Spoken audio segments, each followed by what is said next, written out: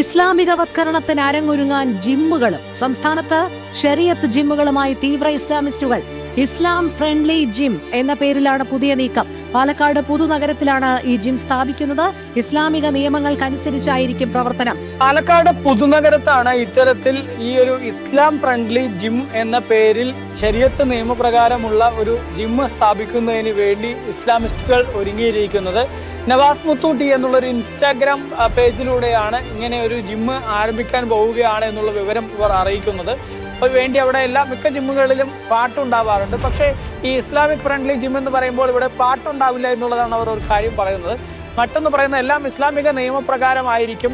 സ്ത്രീകൾക്കും പുരുഷന്മാർക്കും വ്യത്യസ്ത സമയമായിരിക്കും. സ്ത്രീകളെയും പുരുഷന്മാരെയും ഒരുമിച്ച് ജിമ്മിൽ വർക്കൗട്ട് ചെയ്യാൻ അനുവദിക്കില്ല എന്ന് പറയുന്നുണ്ട്.